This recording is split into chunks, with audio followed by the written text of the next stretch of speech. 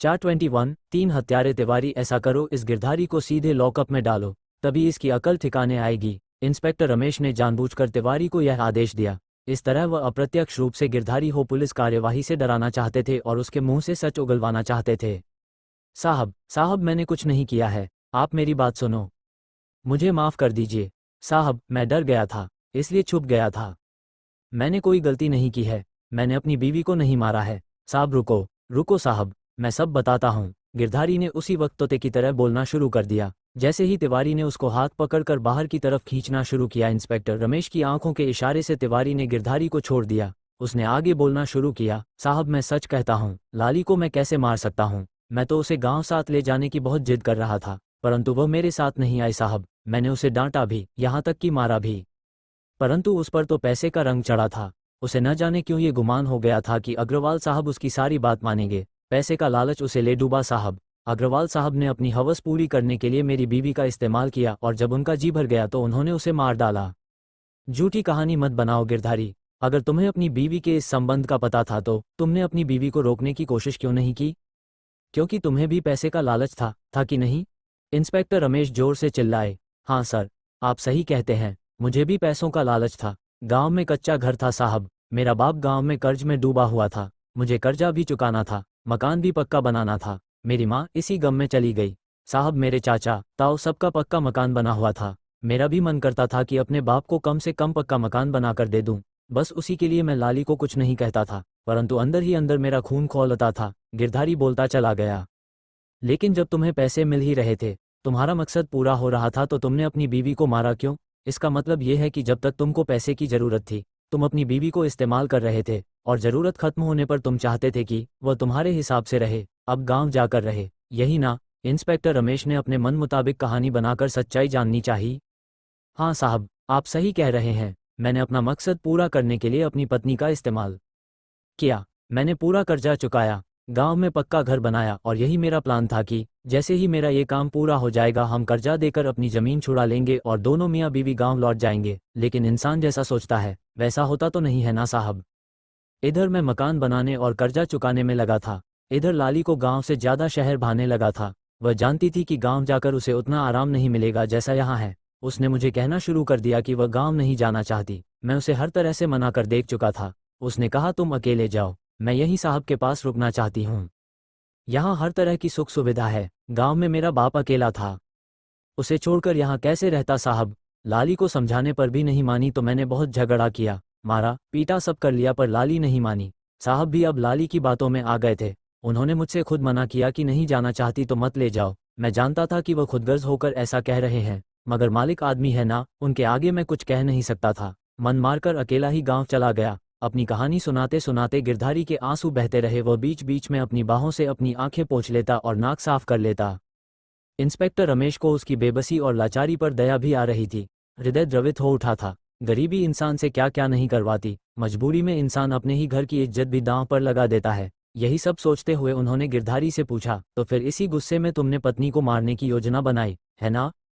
नहीं साहब, मैं अपने बाप की कसम खाकर कहता हूँ, मैंने लाली को नहीं मारा। मैंने सोचा मेरे जाने के बाद लाली मेरी कमी महसूस करेगी और ज़रूर मुझे बुलाएगी, परंतु लाली का फ़ोन नहीं आया। अगले दिन सीधे थाने से फ़ोन आया कि पत्नी को लेकर थाने पहुंचो। ये सुनते ही मैंने तुरंत लाली को फ़ोन मिलाया, परंतु लाली का फ़ोन बंद था। तो मैंने भोलानाथ को फ़ोन करके लाली के बारे में पूछा। उसने बोला, क्यों मजाक करते हो, यहाँ कहाँ है लाली? वह तो तुम्हारे साथ ही गाँव चली गई थी। पी रखी है क्या तूने? मुझे कुछ समझ नहीं आया। थाने आने से पहले मैं कोठी पर गया था, वहाँ से पता चला मेम साहब के साथ यह हादसा हो गया। इस बीच लाली कहाँ खो गई मुझे खुद नहीं पता चल रहा था। मुझे लगा साहब ने कहीं रखा होगा, इसलिए किसी से पूछ भी नहीं सकता था। पुलिस की डांट से बचने के लिए मैंने भाभी को साथ लिया और पत्नी बनाकर थाने ले आया। बस यही मेरी गलती है, इसके अलावा मैंने कुछ नहीं किया है साहब। गिरधारी अब इंस्पेक्टर रमेश के पैरों में गिरकर जोर जोर से रो पड़ा।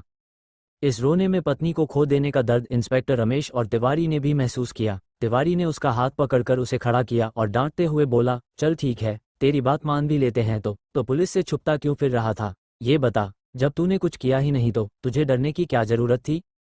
मुझे यही डर था कि आप लोग मुझसे लाली के बारे में पूछेंगे और मेरे पास कोई जवाब नहीं होगा, तो मैं डर गया साहब, इसलिए छुपता फिर रहा था। मुझे माफ़ कर दीजिए, लेकिन मैंने लाली को नहीं मारा है साहब। गिरधारी अब भी गिड़गिड़ा रहा था। लेकिन इंस्पेक्टर रमेश और तिवारी दोनों में से कोई भी गिरधारी को छोड़ने के पक्ष में नहीं थे, क्योंकि उनको लग रहा था कि गिरधारी के पास अपनी पत्नी को मारने की बहुत ही सॉलिड वजह थी। इंस्पेक्टर रमेश के इशारे पर तिवारी ने गिरधारी को लॉकअप में बंद कर दिया। देर तक गिरधारी अपने घुटनों में मुंह दिए टैसुए बहाता रहा। थक कर इंस्पेक्टर रमेश ने अपने कमरे में आकर सबसे पहले भगत राम जी को फोन किया और पूछा, भगत राम जी, आपसे मैंने फिंगरप्रिंट्स की रिपोर्ट लाने के लिए कहा था, कहाँ है वो? जी सर, अभी लाया, कहकर 5 मिनट बाद ही भगत राम जी फिंगरप्रिंट की रिपोर्ट लेकर हाजिर हो गए। वैसे तो आग की वजह से काफ़ी फिंगरप्रिंट्स नष्ट हो गए थे, परंतु फिर भी रसोई की कुछ जगह से फिंगरप्रिंट्स उठाए गए थे। अब उन्हीं फिंगरप्रिंट्स का मिलान करना था। भगत राम जी, जरा तिवारी को भी बुलाए। इंस्पेक्टर रमेश ने सामने खड़े भगत राम जी से फिंगरप्रिंट्स की रिपोर्ट को ध्यान से देखते हुए आदेश दिया। कुछ ही देर में भगत राम और तिवारी इंस्पेक्टर रमेश के सामने खड़े थे।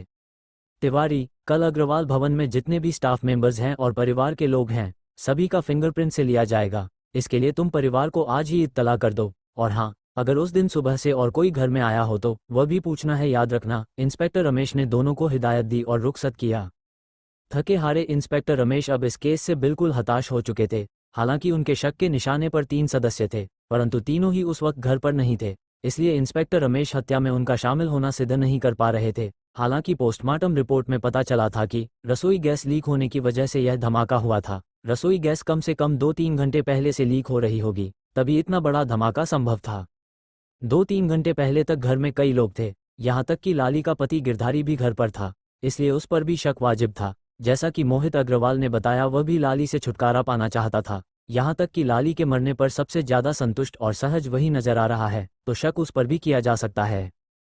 इसके अलावा सुप्रिया अग्रवाल पर तो अवश्य ही शक करना चाहिए। वह तो किसी भी तरह की लाली से छुटकारा पाना चाहती थी। उसकी आंखों में लाली के लिए इंस्पेक्टर रमेश ने नफरत भी साफ देखी थी। यही वजह थी कि पहले वह अपने पति और लाली के बीच अवैध संबंध को पुलिस के समक्ष स्वीकार भी नहीं कर रही थी, क्योंकि अगर वह ये संबंध स्वीकार करती तो पुलिस को शक हो जाता कि इस अवैध संबंध की जानकारी होने पर ही उसने लाली की हत्या की होगी।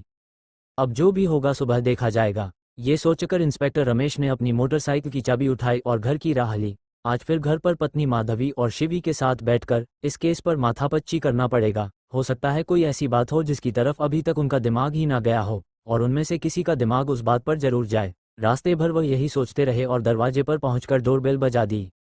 चैप्टर 22, आखिर कातिल मिल गया। अगला दिन रमेश के लिए बहुत चैलेंजिंग होने वाला था। रात भर वह इसी उधेड़बुन में लगे रहे कि अगर फिंगरप्रिंट से भी कुछ हम नहीं निकला तो आगे इस केस को सॉल्व करने के लिए क्या करेंगे, क्योंकि धीरे धीरे सॉल्व करने की संभावनाएं समाप्त होती जा रही थी।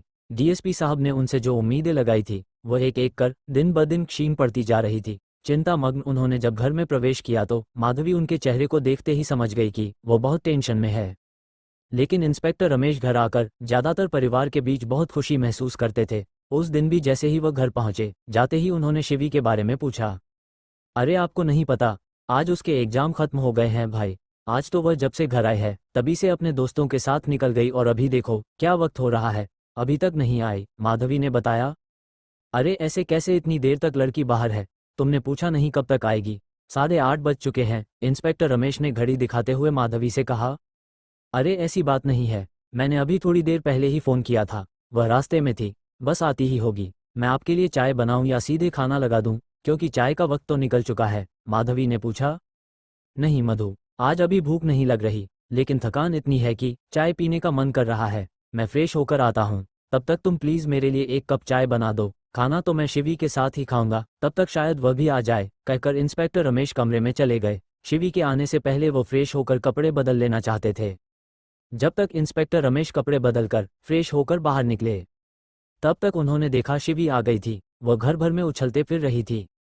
पापा को देखते ही बोली, हाय पापा, आई एम सो हैप्पी पापा, मेरे एग्जाम खत्म हो गए, अब मैं एकदम फ्री हूँ। मम्मी को बोल दो कि अब मुझे घूमने फिरने से ना रोके, अपने दोस्तों के साथ खूब सारे प्रोग्राम बनाऊंगी। और हाँ खबरदार, जो किसी ने मुझे किताब को हाथ लगाने के लिए कहा तो। अच्छा सुनो, मुझे याद आया, जैसा कि आपने मुझे प्रॉमिस किया था, आप मुझे फ़ोन कब दिलाएंगे? और वह टूर वाली बात याद है ना आपको?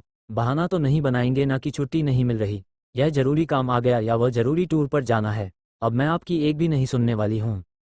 शिवी लगातार बोले चली जा रही थी। तभी मम्मी रसोई से चाय की ट्रे लिए हुए कमरे में आई और शिवी को देखकर चुप न रह सकी। कभी कभी तो पापा को चैन लेने दिया कर, आते ही तेरा फरमाइशी प्रोग्राम शुरू हो जाता है। कितनी बार बोला है, जब थके हुए आते हैं तो उनसे पूछा करो कि आज ऑफिस में कैसा रहा, ना कि आते ही अपनी बातें शुरू कर देती है। ना जाने ये लड़की कब समझेगी, माधवी ने शिवी को डांटते हुए कहा और उसके सिर पर प्यार से एक चपत जड़ दी। अरे रहने दो, क्यों बिगड़ रही हो, बड़ी होगी तो सब समझ जाएगी। उम्र ही क्या है उसकी, नादान है वह, अभी तो उसे एंजॉय करने दो, जब देखो तब उसके पीछे पड़ी रहती हो, कभी तो चैन लेने दिया करो, अभी बच्ची है वह, इंस्पेक्टर रमेश ने पत्नी को टोका। और वैसे भी मुझे भी तो सुबह से पापा अभी मिले हैं, बस थोड़ी देर मिलेंगे, सुबह जब मैं उठूंगी उससे पहले पापा चले जाएंगे, तो फिर बताओ मैं पापा से कब बात करूं। सिर्फ आप बहुत हिमायत लेती हो पापा की, हर बार सिर्फ पापा की तरफदारी करती हो, मेरे बारे में कभी नहीं सोचती। जाओ, मैं आप दोनों से बात नहीं करूंगी, शिवी ने नाराज होते हुए कहा और वह माथे पर त्योरिया चढ़ाकर सिर झुकाकर बैठ गई। अरे बाबा, अब तू नाराज मत हो, जल्दी ही तेरे लिए मैं वो फ़ोन लाऊंगा जो तूने कहा है, अब तो मुस्कुरा दे, ऐसे नाराज नहीं होते बेटा, मेरी प्यारी बेटी, इंस्पेक्टर रमेश ने शिवी को मनोहार करते हुए कहा। नए फ़ोन की बात सुनते ही नाराज शिवी के चेहरे पर मुस्कान दौड़ गई, उसने तुरंत खड़े होकर पापा के गले में बाहें डाल दी और बोली, सच पापा, थैंक यू सो मच, मैं अभी अपने फ़ोन का बैकअप लैपटॉप में ले लेती हूँ, जल्दी से खाली कर देती हूँ फ़ोन को, उसके बाद आप कभी भी मेरा फ़ोन ला देना। अरे इतनी जल्दी क्या है, पहले आराम से खाना खाओ, 2 घड़ी पापा के पास बैठो, ये काम बाद में कर लेना, अभी तो कह रही थी कि पापा से बात करने का वक्त नहीं मिलता है, कहकर जाती हुई शिवी का हाथ पकड़कर पापा ने वापस सोफे पर बैठा दिया और वह माथे पर त्योरिया चढ़ाकर सिर झुकाकर बैठ गई। अगली सुबह सबको फिंगरप्रिंट लेने के लिए कोठी में जाना था। इंस्पेक्टर रमेश जब कोठी में पहुंचे तो तिवारी और भगत राम जी पहले से ही वहां मौजूद थे। उन्हें देखकर दोनों लपक कर सामने आए और बोले, जय हिंद सर वो फिंगरप्रिंट लेने के लिए एक बार फिर से सबके निशान जा रहे हैं। जो फाइल पहले से हमारे पास पड़ी है उसमें सिर्फ घरवालों के फिंगरप्रिंट्स मैच हो गए हैं, लेकिन कुछ ऐसे हैं जो किसी से भी नहीं मैच हो रहे। तिवारी, मैंने तुम्हें कल ही कहा था कि पूरे स्टाफ की भी फिंगरप्रिंट्स लेना, इंस्पेक्टर रमेश ने याद दिलाया।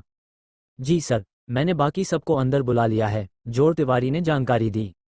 सुप्रिया जी, आपके घर आपके माली, ड्राइवर, गार्ड और नौकर के अलावा और कोई ऐसा है जो उस दिन अंदर आया हो? एक आखिरी बार आप सोच लीजिए और बताइए ध्यान से, कहीं आपके दिमाग से कोई निकल रहा हो, क्योंकि हमें जो फिंगरप्रिंट्स मिले हैं उसमें से कुछ ऐसे हैं जो अनजान लोगों के ही हैं। हो सकता है आपके स्टाफ के ही हो, अभी आपके स्टाफ के हमने चेक नहीं किए हैं, रमेश ने सुप्रिया से कहा। देखिए इंस्पेक्टर, मैं पहले भी आपसे कह चुके हैं कि उस दिन हमारे घर में बाहर से कोई नहीं आया था, और अगर कोई आएगा भी तो वह किचन तक नहीं आएगा, तो हमारे रेगुलर जो लोग हैं सिर्फ वही घर के अंदर आते हैं, सुप्रिया ने थोड़ा खींचकर बताया। फिंगरप्रिंट्स लेने के बाद सभी लोग थाने पहुंच गए और इस केस में उनके करने के लिए कुछ नहीं था, इसलिए उस दिन इंस्पेक्टर रमेश ने उन्हें छूट दे दी थी कि वो आराम कर सकते हैं। 2 दिन में रिपोर्ट्स आने की संभावना थी, उसके बाद ही आगे की कार्यवाही की जाएगी। इंस्पेक्टर रमेश टाइम पास करने के लिए अखबार उठाकर पढ़ने लगे। उन्होंने देखा पहले की अपेक्षा आज अखबार के एक कोने में बहुत ही छोटी खबर छपी थी कि अग्रवाल कोठी में हुए मर्डर का कोई सुराग नहीं। धीरे धीरे ये खबर छोटी होते होते एक दिन अखबार के पन्नों से गायब हो जाएगी और वह रह जाएंगे एक बार फिर खाली हाथ। इंस्पेक्टर खान को उन्हें नीचा दिखाने का एक और मौका मिलने वाला है, ये सोचते सोचते ही इंस्पेक्टर रमेश का दिमाग बना गया।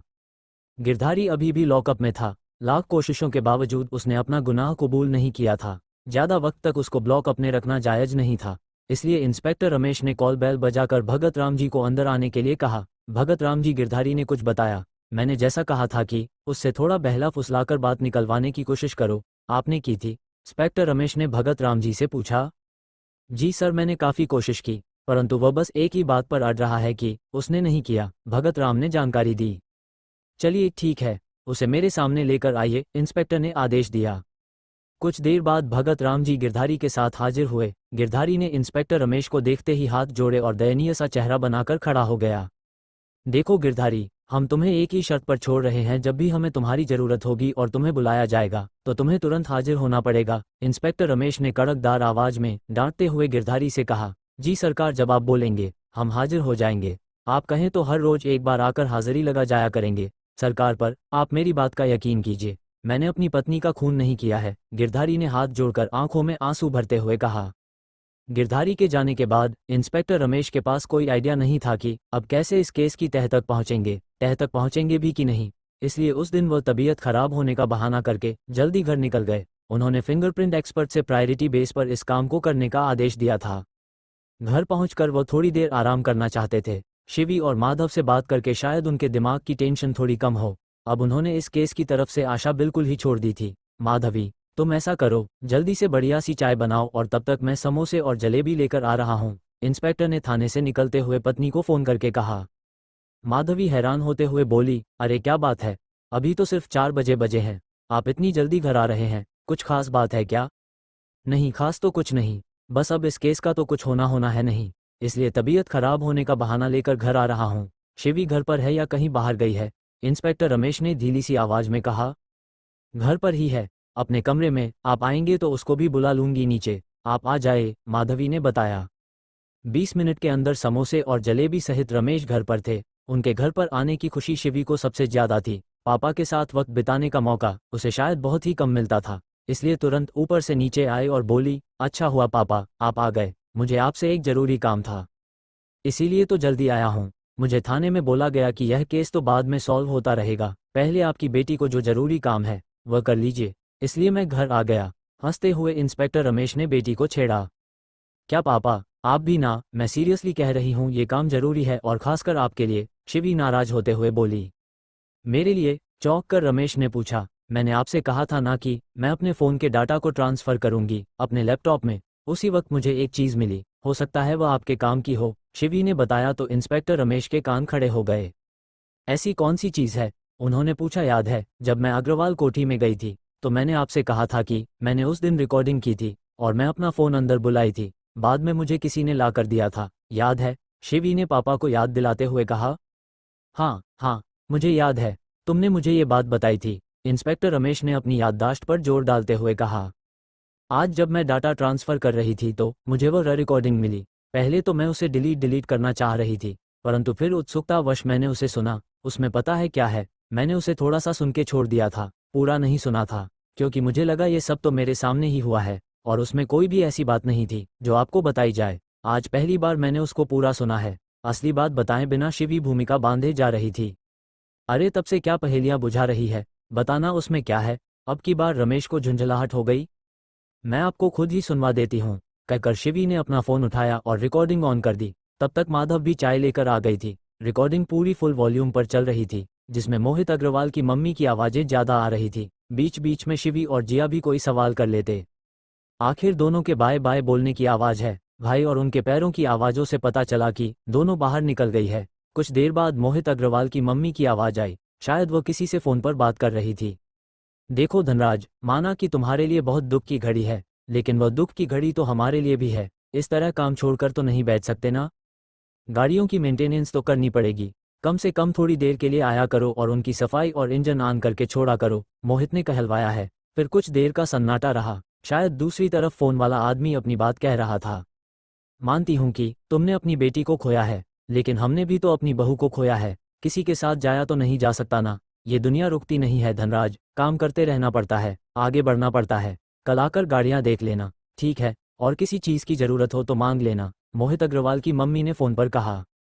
जैसे जैसे ये बातचीत सुनते जा रहे थे, इंस्पेक्टर रमेश की आंखें आश्चर्य से बड़ी होती जा रही थी, और साथ ही शिवी और माधवी की भी। इसका मतलब क्या लाली धनराज की बेटी है? माधवी ने रिकॉर्डिंग के बीच में पूछा।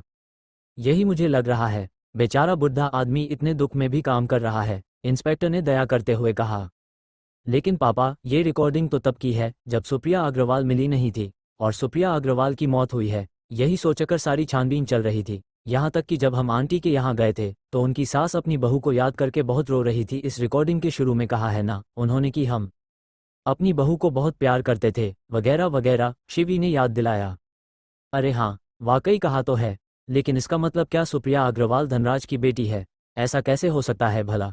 इतने बड़े अमीर आदमी, खानदानी रईस लोग एक ड्राइवर की बेटी से अपनी इकलौते बेटे की शादी क्यों करेंगे? हमें शायद नाम सुनने में कुछ गड़बड़ी हो गई है, एक बार दोबारा सुनाओ ज़रा, इंस्पेक्टर रमेश ने हड़बड़ी से कहा। शिवी ने रिकॉर्डिंग दोबारा ऑन कर दी। अब की बार सब लोगों ने खाना पीना बंद कर दिया था और एकटक फ़ोन की तरफ देखे जा रहे थे। ज़रा सी भी आहट नहीं हो रही थी। जैसे ही धनराज का नाम आया, तीनों तपाक से बोले, इन्होंने तो धनराज ही कहा है। ये तो बहुत ही राज की बात है कि सुप्रिया धनराज की बेटी है। ये बात पूरे खानदान में से किसी ने पुलिस को क्यों नहीं बताई? अब तो एक और बड़ा धमाका होगा। इंस्पेक्टर रमेश उत्तेजना में कमरे में चहलकदमी करने लगे। साला बुड़ून तो बहुत तेज आदमी निकला। अब समझ में आया कि उस दिन सुप्रिया अग्रवाल धनराज के घर क्यों मिली। वह कहीं और भी तो जा सकती थी, वही क्यों छुपी हुई थी? वह बिल्कुल सही जगह पर थी, अपने घर पर। इंस्पेक्टर ने अपनी मुट्ठी को अपने हथेली पर मारते हुए कहा। और इसीलिए वह सुप्रिया को मोहित अग्रवाल कहाँ जाता है ये दिखाने ले गया था। अब धीरे धीरे मुझे ये कड़ियाँ कुछ जुड़ती हुई नजर आ रही है। इंस्पेक्टर रमेश में अचानक से बहुत ऊर्जा गई थी और वह उत्तेजित होकर कड़ी से कड़ी जोड़ रहे थे। लेकिन एक बात समझ में नहीं आई, इतने बड़े खानदान के लड़के की शादी एक गरीब ड्राइवर की बेटी से कैसे हो गई? माधुरी अब भी उसी सवाल पर अटकी हुई थी। तुम चिंता मत करो, अब सब पता चल जाएगा। मैं अभी थाने के लिए निकलता हूँ, मुझे देर भी हो सकती है। चिंता मत करना, अभी दूध का दूध पानी का पानी करने का वक्त आ गया है। शाबाश शिवी, एक बार तुमने फिर डूबते को तिनके का सहारा दिया है, एक बार फिर अपने पापा को बचा लिया। आई लव यू बेटा, कहकर इंस्पेक्टर ने फटाफट अपनी मोटरसाइकिल की चाबी उठाई और फ़ोन लेकर निकल गए। मोटरसाइकिल के पास तक जाने से पहले ही उन्होंने तिवारी को फ़ोन करके धनराज को थाने ले आने के लिए बोल दिया था। जब वह थाने पहुंचे, धनराज और तिवारी पहले से ही उनका इंतजार कर रहे थे। धनराज को देखते ही उनके चेहरे पर एक विद्रूप मुस्कान खिल गई। उसकी नमस्ते का जवाब देते ही उन्होंने सवाल किया, धनराज तुम्हारे परिवार में और कौन कौन है? सर, अपने घर में तो मैं अकेला हूँ। मेरी पत्नी का कई साल पहले देहांत हो गया था। 2 बेटियां थी, उनकी शादी हो गई, वह दोनों अपनी ससुराल में रहती हैं। धनराज के चेहरे पर भय की रेखा खींच गई। क्या नाम है उनके और उनकी ससुराल कहाँ है? इंस्पेक्टर ने अगला सवाल परोस दिया।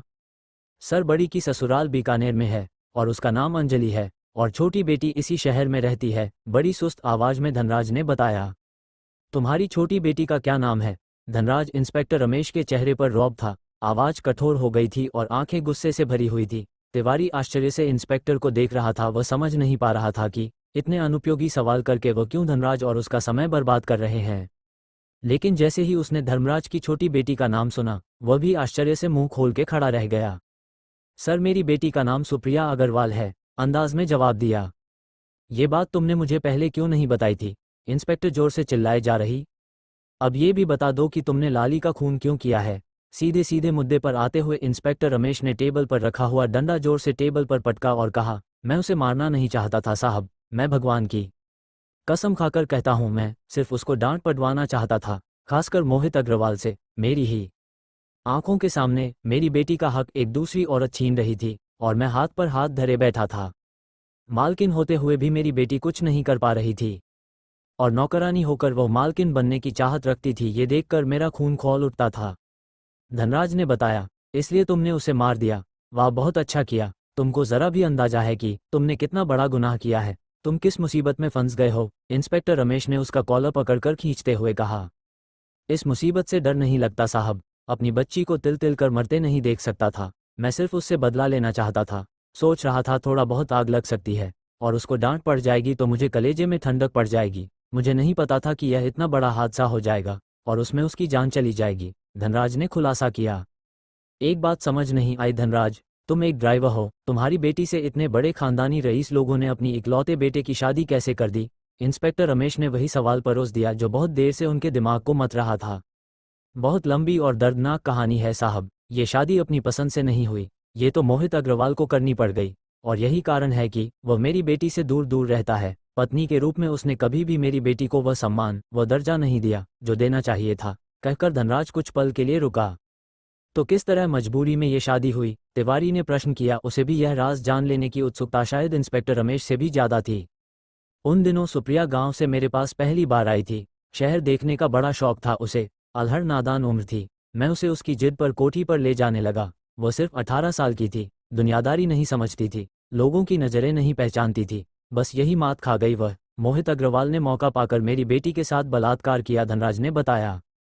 उस वक्त बड़े साहब जिंदा थे। बड़े साहब इंसान के रूप में देवता थे साहब। जैसे ही मुझे अपनी बेटी के साथ हुए इस दर्दनाक हादसे का पता चला, मैंने बड़े साहब से सारा किस्सा कह सुनाया और इंसाफ की भीख मांगी।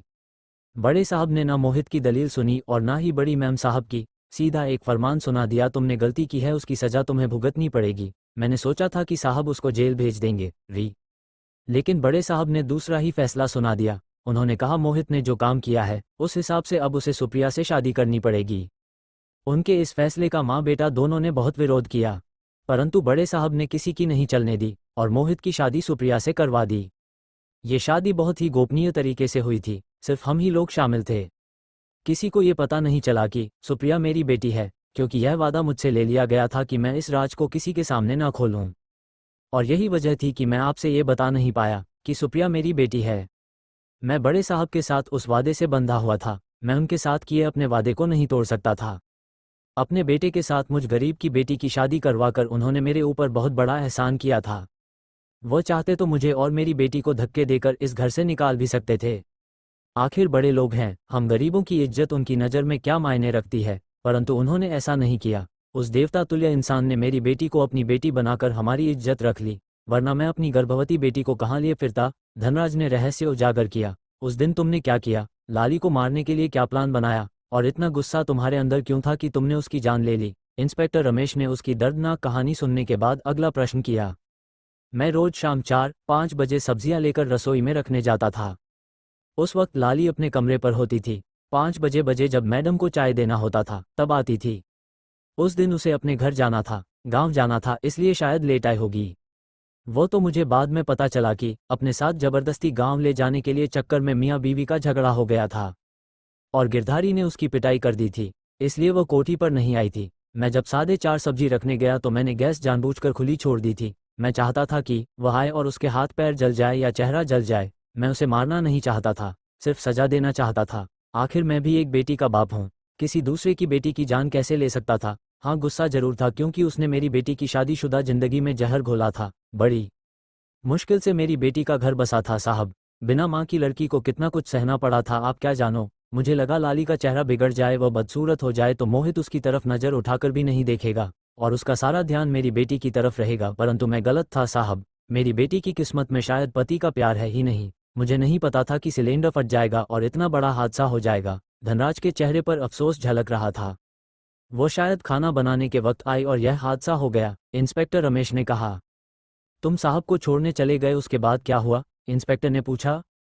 साहब को छोड़ने के बाद मैंने सुप्रिया को सड़क पर बुलाया और अपने साथ ले गया जहां मैंने साहब को छोड़ा था। वहीं से साहब को दिखाया। उसने खिड़की में से फ्लैट के अंदर सब देखा और वापस गाड़ी में आकर बैठ गई। फिर बोली मुझे घर छोड़ दो। मैंने उसकी आंखों में आंसू देख लिए थे और ऐसे आंसू मैंने कई बार देखे थे। मैं जानता था इस घर में वह खुश नहीं है। धनराज की आंखें कई बार यह कहानी बताते हुए नम हो गई थी। मैं वापस उसे मेन रोड पर उतार कर चला गया। जब वापस सर साहब को लेने गया तब उन्होंने हादसे के बारे में बताया। मुझे लगा सुप्रिया हादसे में घायल हो गई है, लेकिन रात को घर जाते वक्त देखा वह मेरा इंतजार कर रही थी। और गार्ड ने सुप्रिया को इसलिए नहीं देखा क्योंकि सुप्रिया लाली की तरह सिर पर पल्लू रखकर गिरधारी के पीछे ही निकल गई थी। तो गार्ड को लगा कि उसने लाली को जाते हुए देखा है। लाली ज्यादातर सुप्रिया की दी हुई साड़ियां ही पहनती थी, कपड़ों से वह पहचान वैसे ही नहीं कर पाया होगा। धनराज ने अनुमान लगाया। इंस्पेक्टर रमेश को अब सारा माजरा समझ में आ गया था कि इतना उलझा हुआ केस इस तरह सॉल्व हो गया था। उसी वक्त उन्होंने डीएसपी साहब को फ़ोन करके इस केस के सॉल्व होने की जानकारी दी। रात के 8 बजे बज चुके थे। इंस्पेक्टर रमेश और डीएसपी साहब एक बार फिर प्रेस कॉन्फ्रेंस कर रहे थे। प्रेस के समक्ष इस केस की सारी जानकारी दी जा रही थी। एक से बढ़कर एक खुलासे हो रहे थे, जो कि मीडिया के लिए भी अचरज की बात थी। शहर के बड़े से बड़े पत्रकार इंस्पेक्टर रमेश से इंटरव्यू के लिए वक्त ले रहे थे। स्थानीय अखबार के अलावा जिला स्तर की पत्रिकाओं के संपादक भी रमेश के ऊपर एक बड़ा आर्टिकल छापना चाहते थे और उन्हें इंस्पेक्टर रमेश की यूनिफॉर्म में कुछ अच्छी फोटोज भी चाहिए थी। चारों तरफ इंस्पेक्टर रमेश की वाहवाही हो रही थी। डीएसपी साहब ने जमकर सारे स्टाफ के सामने इंस्पेक्टर रमेश की तारीफ में कसीदे पढ़े और साथ ही शिवी को 5 लाख का इनाम देने की घोषणा की, जो कि उन्होंने इस कातिल का सुराग देने वाले को देने की घोषणा की थी। इंस्पेक्टर ने थाने से ही घर फोन किया और शिवी को ये खुशखबरी देते हुए कहा, कुछ पत्रिकाओं के संपादक यूनिफॉर्म में मेरी फोटो अपनी पत्रिका में छापना चाहते हैं, जिसमें मेरा साक्षात्कार भी छपेगा, इसलिए तुम जल्दी से मेरी कुछ अच्छी फोटोज मुझे व्हाट्सएप करो। अभी तुरंत करती हूँ, चहकते हुए शिवी ने पापा से कहा। कुछ देर बाद इंस्पेक्टर रमेश के मोबाइल पर मैसेज की बेल बजी तो उन्होंने फ़ोन उठाकर देखा। शिवी ने उनके फोटोज भेजे हुए थे और साथ ही एक मैसेज लिखा था, पापा आज ही आप अपने डीएसपी साहब से अपनी छुट्टियों के लिए बात कर लेना। अब तो हम पक्का से छुट्टी मनाने किसी हिल स्टेशन पर जाएंगे। अपनी बात मनवाने का यही सबसे अच्छा मौका होता है। अभी आपके डीएसपी साहब मूड में है, छुट्टी सैंक्शन हो जाएगी। यही ट्रिक्स है पापा, आपसे बात मनवाने के लिए मैं भी ऐसा ही करती हूँ। शिवी की बात पढ़ते ही इंस्पेक्टर रमेश के होठों पर मुस्कान फैल गई। उन्होंने अंगूठा दिखाकर शिवी की बात का समर्थन किया और लिखा, तुम्हारा यह आदेश सर आंखों पर, हम जरूर जाएंगे। और हाँ, एक और बात, लगता है तुम अब तक की सबसे कम उम्र की डिटेक्टिव हो, मेरी एक्स्ट्रा स्मॉल डिटेक्टिव। पापा के मुंह से यह सुनकर शिवी के चेहरे पर मुस्कान तैर गई। समाप्त।